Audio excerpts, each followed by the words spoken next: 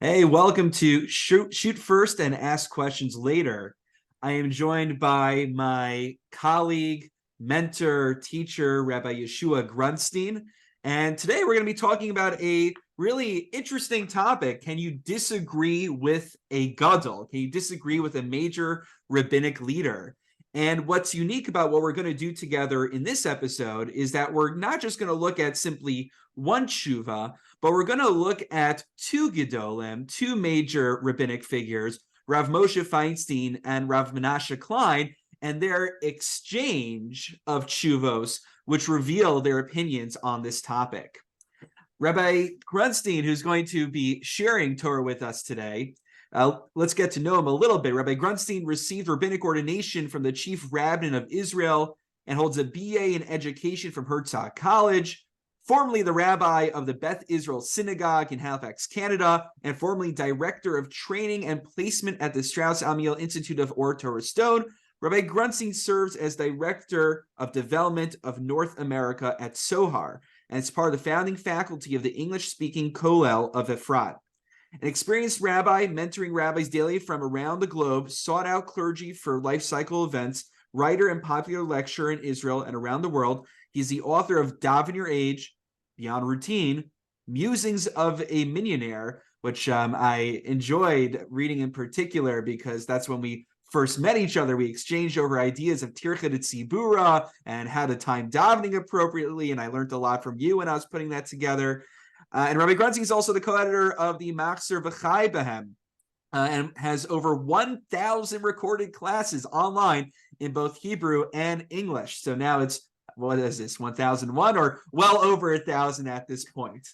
So Rabbi Grunstein, before we jump into the Makoros, now I understand many of our listeners, some might want to look at the Makoros while they're listening to this, though I imagine many might be in the car driving on a commute and listening as well. But before we jump right into the actual substance, the actual Torah content, I was wondering if you could just share with us what personally intrigued you about this particular topic, about disagreeing with a Gadol.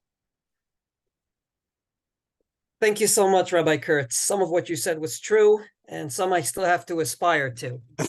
To answer your very interesting question, I would say two things brought me to this particular issue. The first was a general interest in the fact that something's changed in the Jewish world. Once upon a time, there were great rabbis, great Gedolim, and they lived around various places. But what they said could not travel in the speed of light to every corner of the globe. Today, if indeed someone asks a Gadol somewhere a question, the minute he gets an answer, we all know about it. And therefore, the question to me was, well, if a Gadol b'Yisrael said his opinion on this, that, or the other thing, can you disagree with him? I don't think in past generations they had to deal with this because practically, by the time they got the information, it wasn't practical. But the second issue was more specific. I, for many years, placed rabbis around the globe. And I follow their careers and I hear their dilemmas and shilas and many other things that come up. And indeed, in a world in which, thank God, we have Gedolim, and thank God they are accessible, is there still an importance to a local communal rabbi? Or maybe not. Maybe there should be a few Gedolei Yisrael to answer every single question. And the rabbis in every community is nothing more than a pipe. He'll get the information and implement it in his community. There was a story that happened to one of my rabbis in the field regarding an issue of a mechitza and whatnot. And ultimately, not going into many details because I don't want to identify the shul, one of the members of the shul contacted one of the Gedolei Yisrael today and got a certain answer. The rabbi found out about it. He disagreed with him. He called the rabbi and told him in a very nice way, cynically, would you like to take over my position? If so, I'm stepping aside today. Because if not, under what right did you butt into what happens in my shul? And indeed, this Gadol b'Yisrael, who was he is amazing individual, said, indeed, Rabbi, I didn't know you were the rabbi. I didn't know they even had a rabbi. And therefore, that was why this very, very much interests me, because I believe there is a great importance to a local rabbi. I think there's absolute importance that every Jew be learned, and therefore this issue is a very intriguing one to me. Is there an importance to a lowly, learned Jew when there's Gadol Yisrael so accessible around the world? For sure. And this is, as a pulpit rabbi myself on the ground, I struggle with this all the time myself. It's not hard for people to look up what Rav Herschel Schachter said about something in particular. I mean, we're recording this right now at the beginning of the war in Israel. And I've seen already that people have posted that Rav Herschel Schachter mandated, unclear if he meant for everybody, but at least for the YU-based medrash, to say Avinu Malkeinu. Now, meanwhile, here we said we're saying Tehillim with the Misha Berach for the captives. So am I now beholden to what Rav Schachter said? But you're right about the dynamic, because I'll have congregants come over to me and say, hey, lowly Joe Rabbi, pulpit Rabbi Moshe Kurtz, the Gadol Hador in our world, Rav Herschel Schachter said X, so why aren't we doing that? And so, not to say Rav Schachter meant to mandate it to me, but then what do I say when Gadol Matovi many say that? So I have that precise struggle as well. It's very relevant. I appreciate you choosing this topic.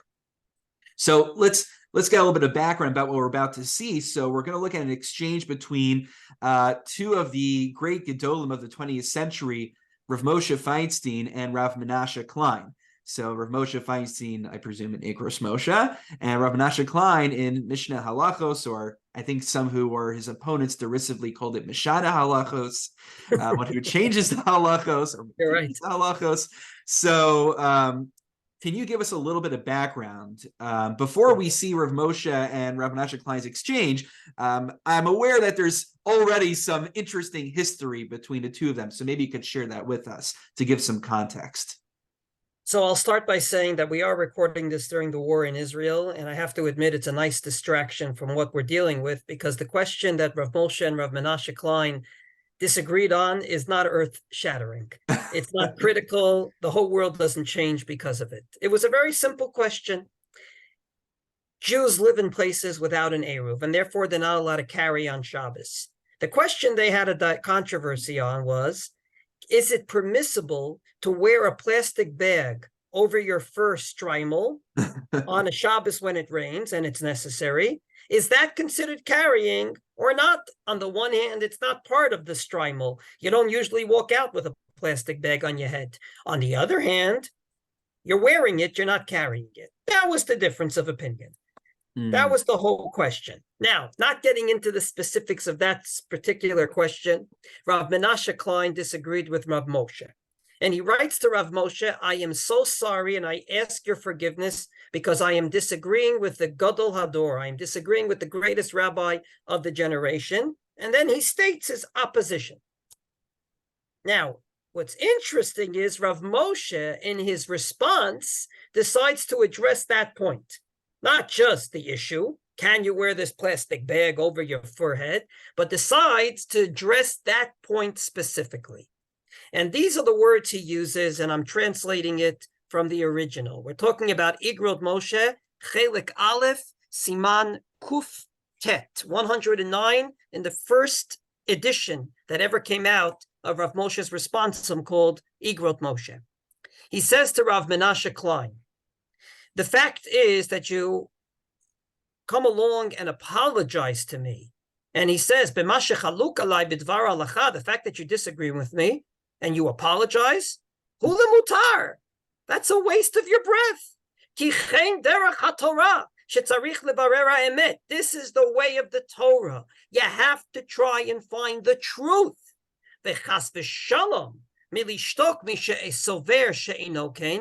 And God forbid should you be quiet if you think I'm not telling the truth in a psak halacha. Ben lekula ben lechumra. Whether I'm mekel and I'm lenient, or ben lechumra, that I'm stringent. And he goes on and on along these lines saying that not only are you allowed to disagree with me, if you think I'm wrong, you have to disagree with me, simply because that's the way to get to the true conclusion. What does a Jew have to do? I am learning the books. Maybe I'm mistaken. You better point it out, because if not, a Jew's going to do something wrong. So ultimately, that's what Rav Moshe says to Rav Menashe Klein. So this sounds a little reminiscent. During my, I think it was, I'm already forgetting when I give my sermons, and certainly if I don't remember, then I can't hold my congregants responsible. But during one of my high holiday sermons, I think it was Rosh Hashanah, I shared the Gemara, the tragic story of Rav Yochanan and Reish Lakish, and then as the story goes, after Reish Lakish dies, and they get Rav Yochanan, I think it's Rav Elazar ben Padas, they get Manu Chavrusa. So Rav Yochanan laments, when I would teach something, he would Reish Lakish would ask 24 questions against me, and I'd have to have 24 defenses. And Umamela Rav Chashmaisa, through this disagreement, that's how we expanded the discourse of Torah. So it sounds like this exchange between Rav Moshe and Menashe Klein is reminiscent of what we've had in earlier generations as well. This idea of the Melchamta Shel Torah, the war for the sake of figuring out and determining the truth. But what's interesting is this is not Milchamta Shel Torah in the base medrash of just theoretical questions and concerns. This is real McCoy. What does a Jew have to do? And Rav Moshe says it's even more critical than the base medrash, because in the base medrash, you make a mistake, the next day you correct it. When you tell a Jew, do this or do that, either he's violating Shabbos or not violating Shabbos. So the real consequences, it's not just an abstract armchair theoretical discussion, but we could actually have real different conclusions, and someone potentially could be violating Shabbos, which, of course, if they did the Mesa deliberately, they'd be liable in, back in the good old days, so to speak. I'm putting quotation marks to the death penalty. So there's real, actual, practical ramifications. There's real nafkaminas that come out of this. So this is remarkable. And so Rav Moshe, just give me a little bit of the biography here. So Rav Moshe, was he actually Rav Menashe Klein Sr.? I always understood they were like I have to tell you, Rabbi, generation. every time I've taught this tshuva around the world, someone in the group says, but that's different. And I say, why? Because Rav Menashe Klein, the author of 19 volumes of Mishneh Halachos, of course, he can disagree with Rav Moshe, but I can't disagree. So I always tell them the same thing. I say, ladies and gentlemen, when I give a source sheet, I cut, because I only want to put on the source sheet what's necessary for my lecture. I don't give a whole 5 lines where I just quote one. But if that's the case, I want you to look again. What's the date on this tshuva? Tav Shin Yud Bet, which is either 1952 or 1953, depending on what time of the year. At that time, Rav Menashe Klein was in his diapers. No one ever heard of him. He came out of Buchenwald in 1945. He got to America, was learning a bit in the yeshiva of Sanz, I believe, and ultimately was trying his way in insurance, and he failed. And he writes a tshuva. We're talking about a Johnny come lately. At that time, Rav Moshe Feinstein has stature. He's the big Rav Moshe. This is the early 50s. And yet Rav Moshe tells him, don't apologize for disagreeing with me, and don't think twice about disagreeing with me. Wow. And so this isn't the first, this is the last exchange that Rav Moshe and Rav Menashe Klein have, from my understanding. No, this is one of the first. This is where it all begins. Now they continue. Now, Rav Menashe Klein, every time he writes about Rav Moshe, the superlatives, God should give me strength. Someone should say that about me one day. He has absolute respect for Rav Moshe, as did anyone else. However, he disagreed with him on a bigger issue than just the plastic bag over the shtreimel. And I have to give a word of background here. Jews almost killed themselves over this issue.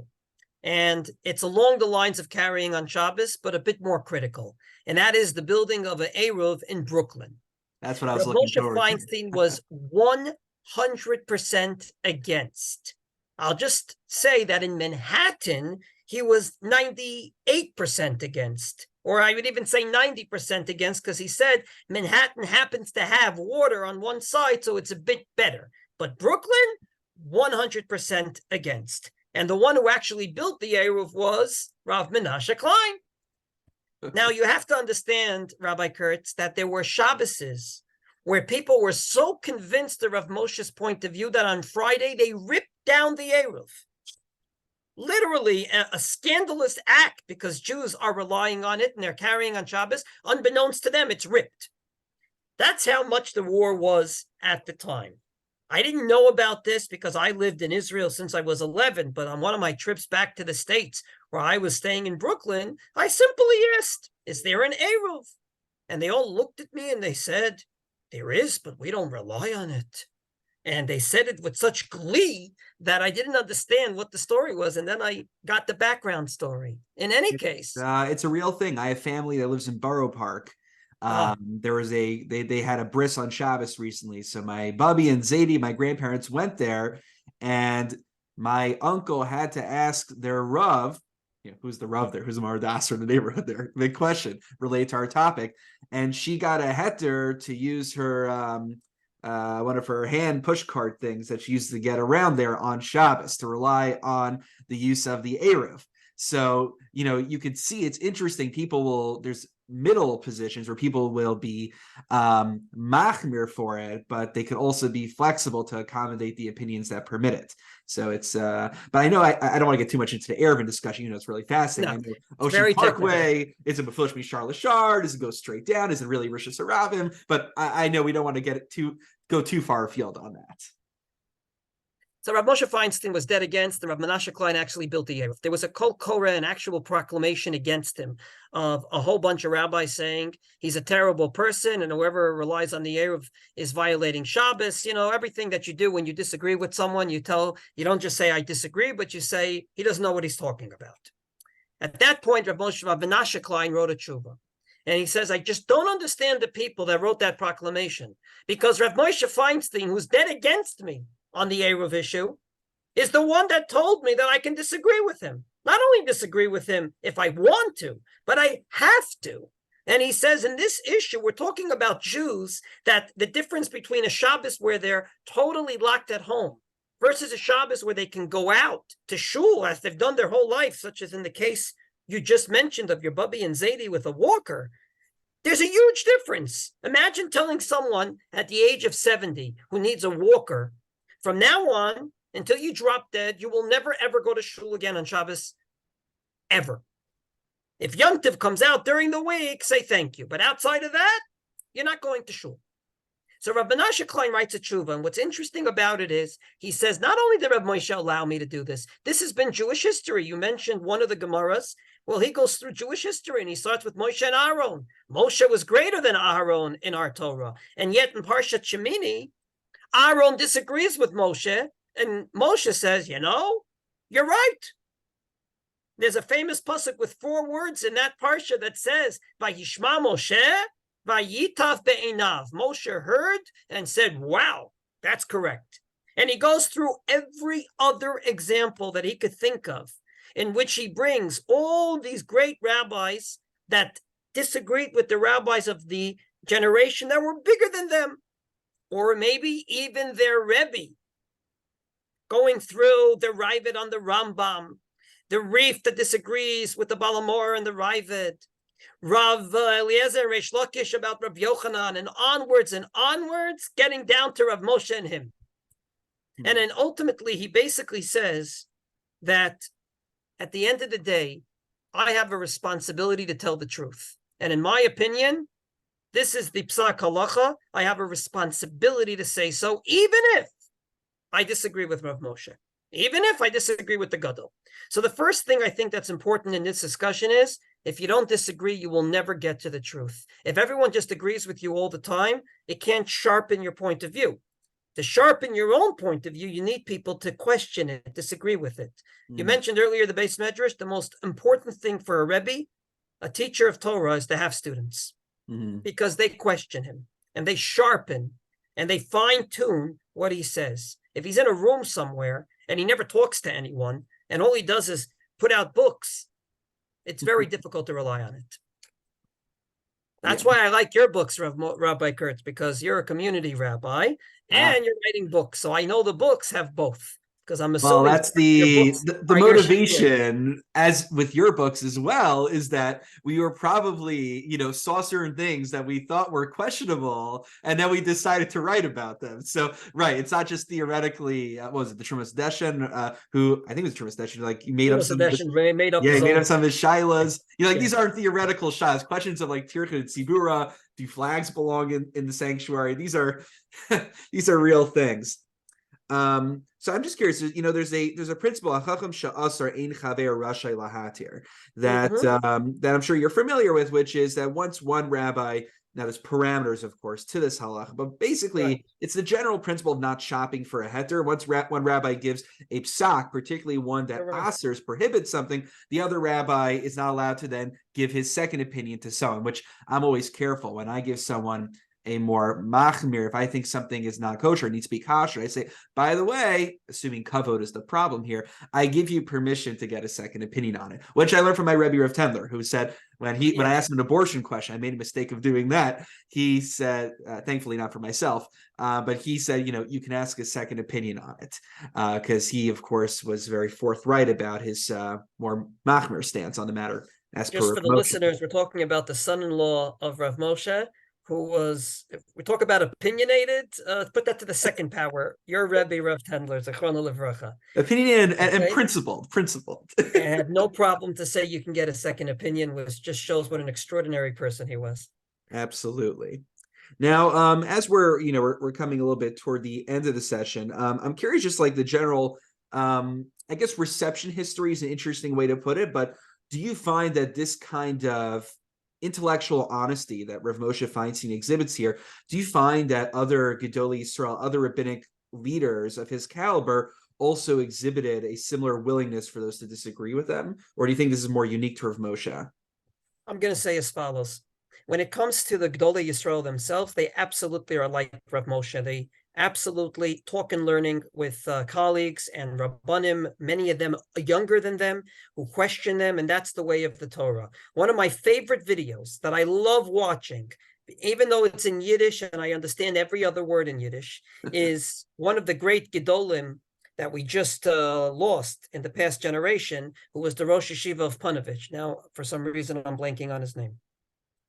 No. I'll get to it in a minute. Which generation? If talking about Rashach? Just now, he died a year ago.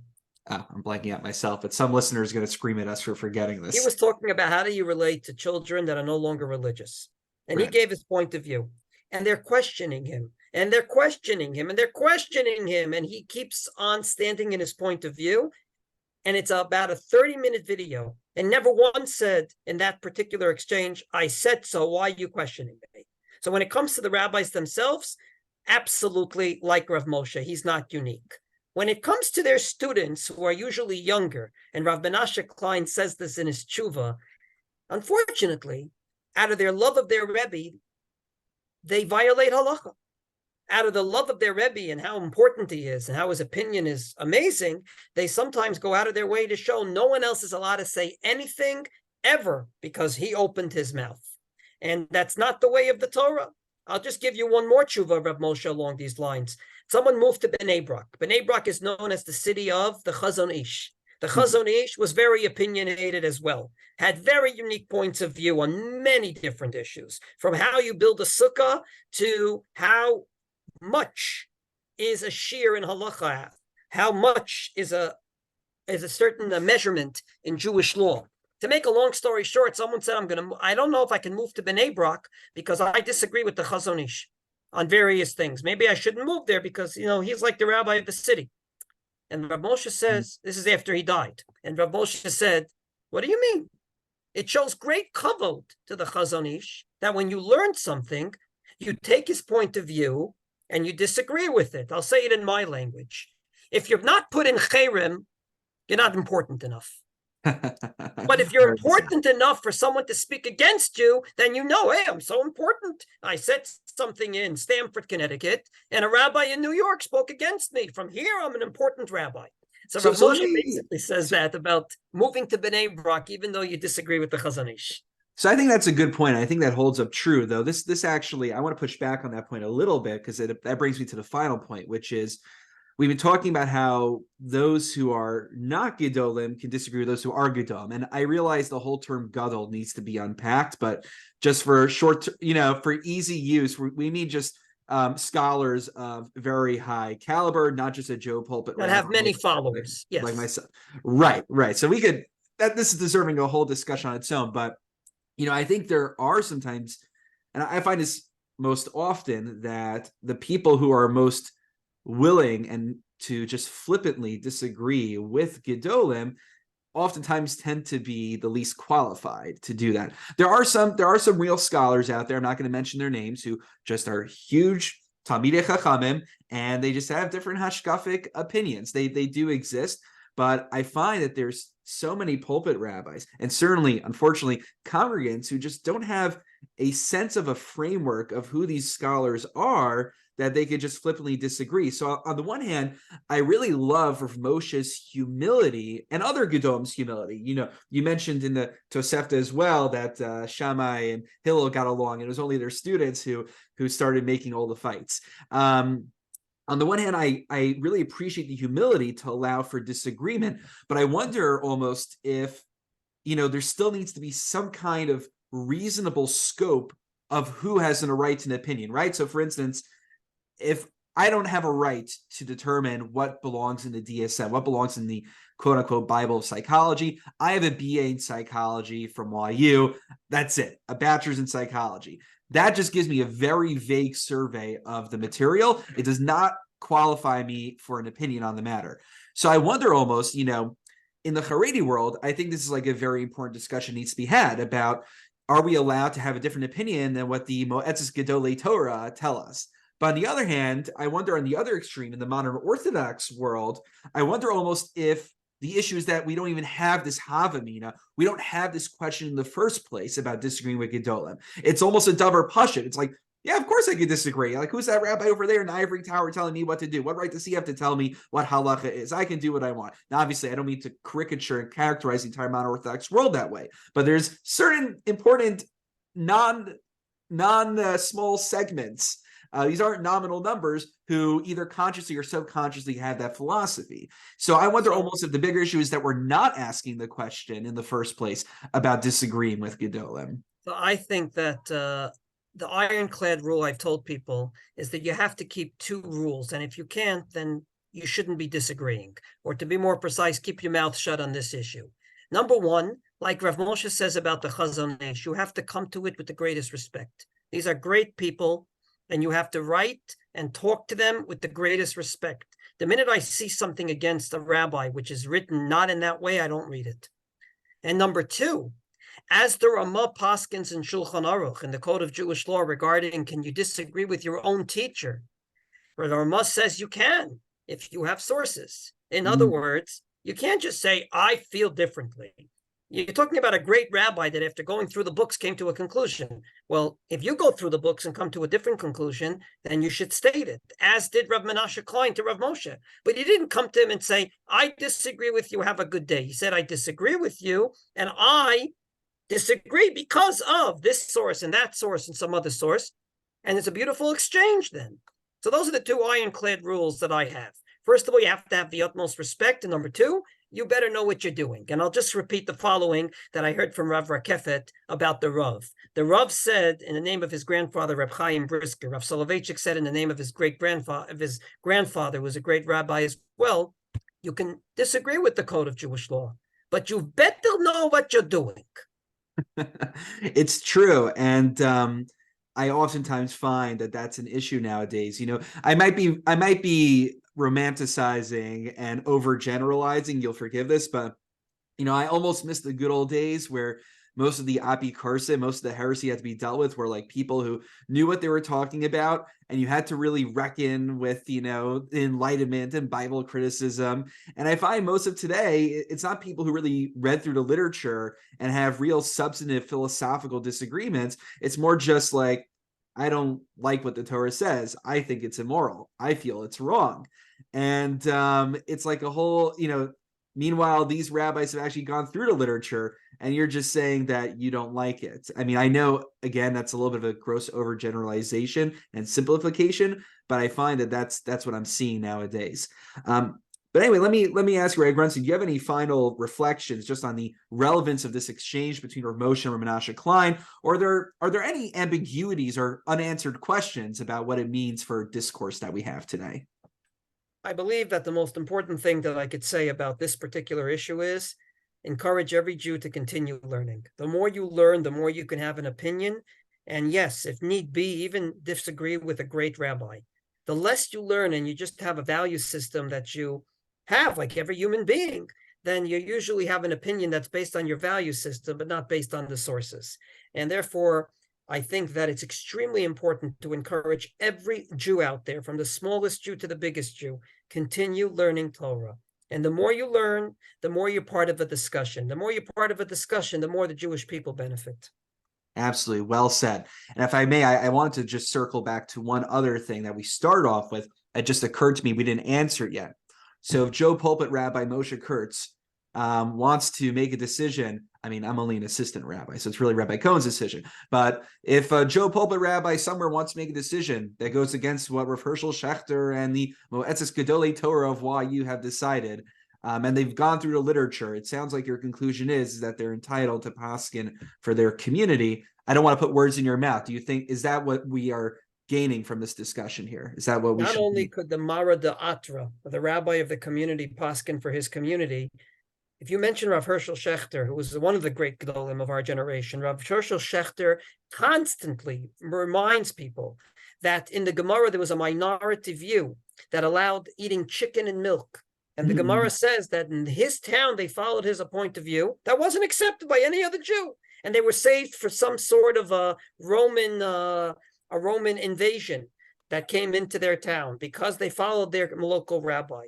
A local rabbi has responsibility over his community because a local rabbi knows his community. That's something that a Gadol B'Yisrael, as great as he is missing. That particular needs of that particular community. And therefore, Rav Hershel Schachter, who's a great Gadol, paskins for the Beis Medrash in YU because he knows the Beis Medrash in YU. And I bet you that if you told him about your shul, he'll be able to make an informed decision about your shul. What he's missing right now is that information about your shul. And therefore, a community rabbi has the absolute responsibility to paskin for his shul. And I'll just say one more word. If he doesn't, and he just says, we're going to follow this rabbi or that rabbi who's greater than me, he will bear the responsibility if the decision is wrong, not the great rabbi.